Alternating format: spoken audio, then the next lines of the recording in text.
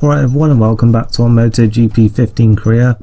In the previous episode it was the Assen TT, and we finished there in 13th place. We beat our objective, which was 15th, so yeah, decent result for us as our second, well third actually, points score on the bounce then, so that's good for us then.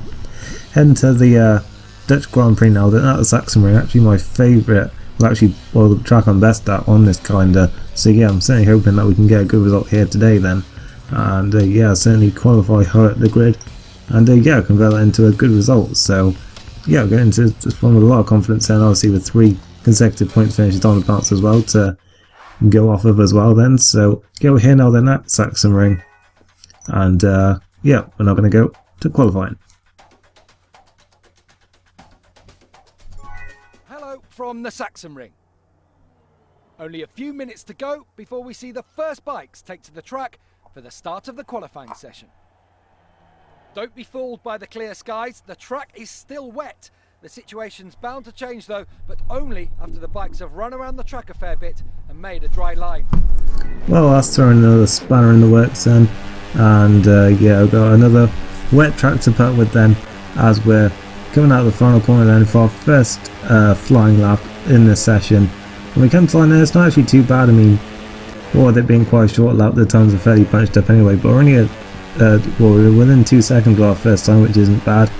We come across the line next time, it's a much improved time. We go just a second off then, we're 9th with that one, so that's pretty good for us there. And yeah, a few laps later then, I actually made a few mistakes on the next couple, so yeah, they weren't really that good, but then over line the next time, improved to a little bit, and within a second I went up to 12, so that's pretty good there on the 4th row. But then the track started to drop quite a lot, and yeah, I ended up quite far down the field then, as I hadn't improved my time yet. But then I come to line here and I improved to 31.2, which is pretty good, only a second off pole there. And some riders do make further improvements so in those final few minutes, and yeah, it was Danny Kempney who took pole in the end with a 29.8 in the end, and we dropped to 14th and a 1.4 off the pace then. Fast Mahindra by less than a tenth actually, and just behind our fellow Brit John McPhee there. So yeah, it's not the best qualifying for us compared to some we've had, but it's not too bad either. We're now going to go to the race. Hello from the Sachsenring, and welcome to our live coverage of the German Grand Prix. The preparations are all done and dusted, and Moto3 is about to take to the track. After the rain a few hours ago, the skies have finally cleared up, but there hasn't been enough time to allow the track to dry out. This means the race has been declared wet, and it leaves a difficult choice of tyres for all the riders. So here is the grid then. It's Danny Kent on pole from Oliveira and Quartararo. Then you got Navarro, Vinales, Masby on road 2. Went by so quick I couldn't name out the rest, but they were on the middle of the 5th row then, along with McPhee and Ferrari there. And further down we see German there, Philip Vettel at his home race. And yeah, I think he's actually the only German on this grid at the moment, unless I missed someone else off there. Probably missed some like a big name off there or something, but yeah, there's all 34 riders there then. And here we are on the grid from 14th, and just once again a little bit down for the start of the race. So we've got our traction control on full, and yeah, we're off to a decent start then. We're well, we actually passed McPhee straight away then, up into 13th place, so yeah, that's good for us there then. We've got an inside line.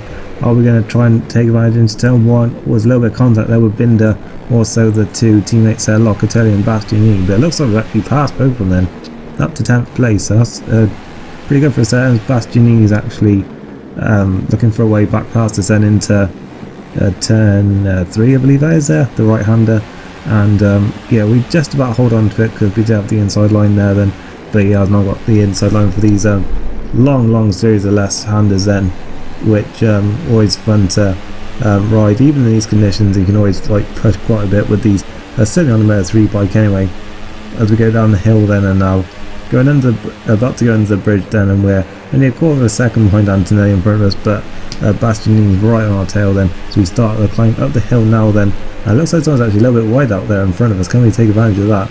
We're actually a lot faster than Antonelli, Vasquez and Haneke there, as Remy Gardner has crashed at the back then, and we're now heading down the waterfall, a great part of the track, one that's very difficult as well, and now heading towards the penultimate corner then, and we are still right in behind Antonelli, Vasquez and Haneke here, as Maria Herrera's also had a crash at the back then. But we're now heading towards the final corner. It looks like Bastianini's got a good run on us there. We actually brake quite late though. We actually, I think, braked a little bit too hard there. We ran a bit wide and Bastianini's gone through, then he's up and back into 10th place then. But still a decent start for us then. Andrea Minio's also had a crash then, and across line we come, another day to pack there acquired for us then. We now brake for turn 1 then, and in we go. And oh, and 3 rides have gone down then. We got Vasquez there, Bastianini I think it was, also I think Antonelli there as well. But either way, we're up into 8th place, and wow, just 3 of them then went down, all separate incidents as well, which was very, very strange there. But yep, 3 riders on the deck then at turn 1, and we now find ourselves up in 8th place then. So yeah, it's not going too badly for us so far. We started 14th and we're already coming into the top 10 then. So yeah, this is going very well for us then. And yeah, 7 laps here then, because it's quite a short lap. So yeah, plenty of time for us then to make even more progress then during this race, as we now heading towards the end of this run of left-handers then. And we're actually quite a lot faster than in this section, sort of building up to the waterfalls a bit, and then I think actually through there we are actually a little bit quicker as well then. I'm pretty much all the way until the end of the lap really. It's really the second half, just basically the second half of this lap then, of the lap, that we're actually quicker then. But yeah, we're catching right up to this group, which is led by Jorge Navarro I think, and he's got Isaac Vinales and Karel Haneke just behind him then. And we actually break around about the same time then, and we actually do get a good run though, passing Haneke. Looks like we're getting alongside Navarro and Vinales there, but they seem to have a bit better drive than us then, as we come across the line now then. And we've got a Honda, KTM, Husqvarna and a Mahindra all battling out here then for 5th place. But yeah, looks like the Husqvarna's actually come out on top for now then, with what's his name, Isaac Vinales, and yeah, Navarro's back down to 6th place then. And I hope Vinales is on a Husqvarna, also I've got that wrong. But we're at the inside of Haneke then. How have we got the move done this time? He's going to have the inside now of this series of left-handers, so might be a bit difficult, but we have got a nice outer line then, so we can get the power on a bit earlier than him. And looks like we may just be able to pull off a move here then, run the outside. And this is certainly a part of the track that I do enjoy, that downhill long left-hander there. But it does look like he's got the inside line there, but we do brake a little bit later than him, and we do maintain a position. And round the outside he's still there, but once again we carry more speed through the corners, and we just seem to be able to have more confidence through this whole series of corners, which really is benefiting us a lot then. So we're now heading down the waterfall once again then, and it really is a waterfall in these kind of conditions then. We're now looking at Jorge Navarro then for 6th place, and yeah, already looking like a really good result could be on the cards today then, as we're closing right up to him there in the penultimate corner. That sets us up for a good run into the final corner, and in fact we brake around the same time, but then we just slip it up the inside into the final corner, and through we go then up into 6th place. But he does have a very good run on this now then, with that Honda powered Moto3 bike. As we come across the line then, he is just about ahead of us then as we come to the line then, and into turn 1 we go then. Oh, and we've lost the front end, and well, we do have that flashback luckily for us there. So yeah, we can get away with that one just about. But he has someone else who's actually had a crash around the same time then, as we rewind, and yeah, they have actually gone down, and it is the championship leader Danny Kent, our fellow Brit, who has gone down, and he's rejoined just behind us. But yeah, a big mistake, really the first one we've seen from him then. He's been almost flawless all season. He's won almost every race except for one I think, where he finished 2nd or something. But yeah, he's gone down here then at turn 1. And yeah, he didn't have his flashbacks ready or something, but yeah, he's down to 7th place now then, and we're now looking at a very good result here. We can see 2nd place up there in the distance, as Danny Kent is looking back up for inside then through a series of left-handers, and I think it's Quartararo at the front who's just gonna run away with it now then at the front. But yeah, certainly a battle going on here for 2nd place then, and we're just about keeping up with it then, as we're now the defending from Danny Kent then, which wouldn't be expecting to say when we were starting from 14th place today. But yeah, we do have once again a good run through. I think it's turn 11, this waterfall sort of corner, I think, I'm pretty sure they call it. But yeah, we're looking to the outside in fact of Navarro and Vinales. That'll be pretty impressive move if we can pull that one off then. And actually it looks like we have managed to pass Vinales, but he does have a better run than us towards the final corner. and yeah, we actually take a little bit of a wide line there, and I think that actually gives us a little bit of a better drive than when we sort of slipped up the inside of Navarro on the previous lap.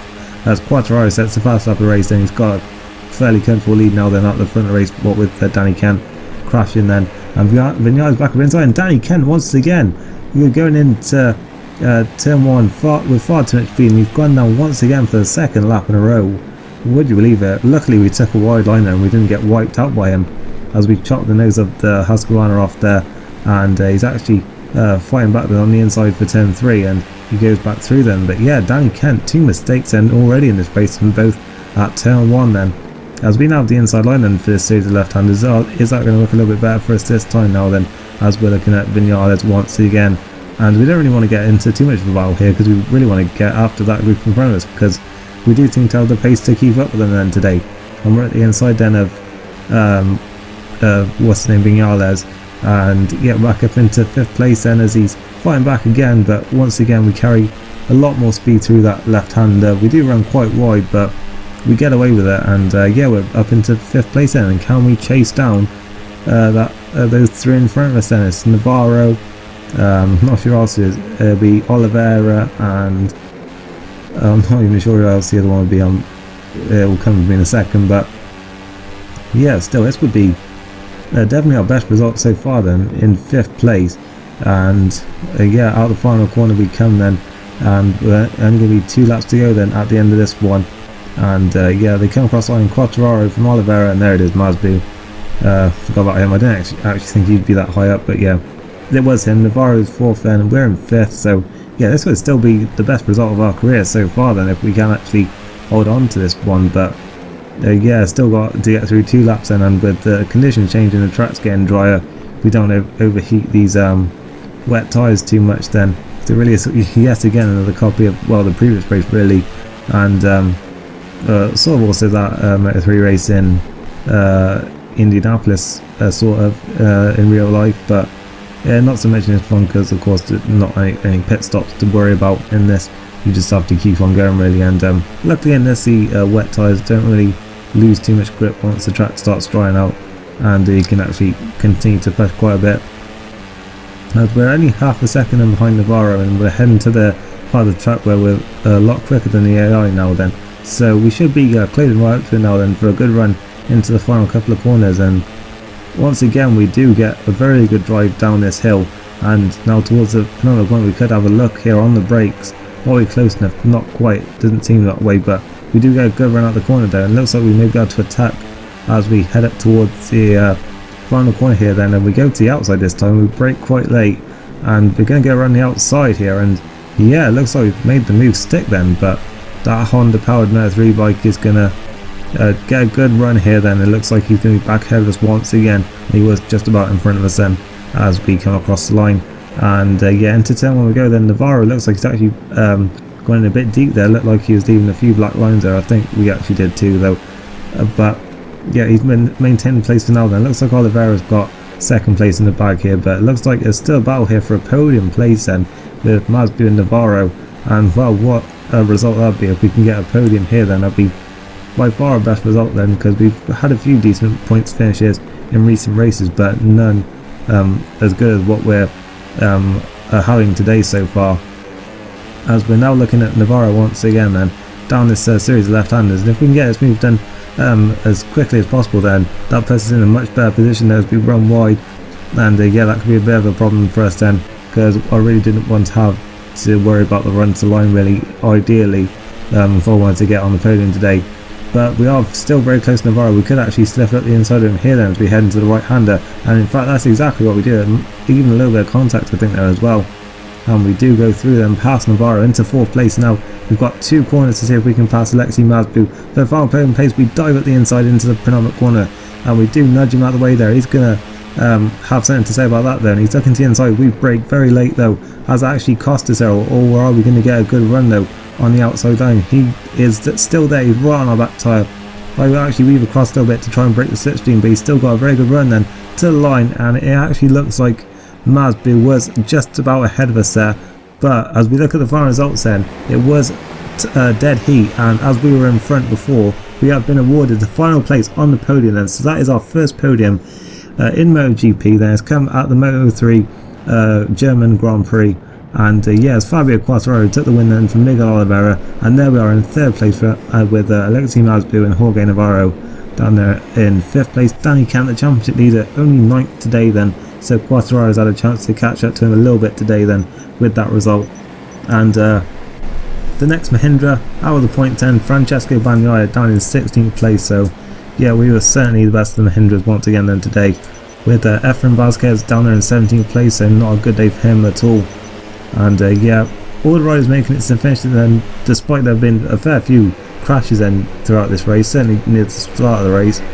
And yeah, here's the standings then. Quartararo closes to just 22 points now then behind Danny Kemp with that result. Navarro overtakes Vasquez then, Vasquez scoring no points today then. And looking further down then, we've overtaken Finati then, we're up to 14th place. We've got a whole race spin's worth of points then, 25 points. And yeah, we can actually start to look at maybe chasing down Locatelli and Antonelli's positions now then, and maybe even be the second best Brit then after Danny Kent, looking at John McPhee there as well. Still our riders without points then, as Carradine actually overtook Guevara today then, but not really anything that interesting going on, as Honda is still top of the constructor then, KTM second and Husqvarna third, and Mahindra onto a fairly respectable 26 points now then. And yeah, maybe they can chase down Husqvarna by the end of the season. But that is it then for today. If you enjoyed it, leave a like for our first podium, whatever.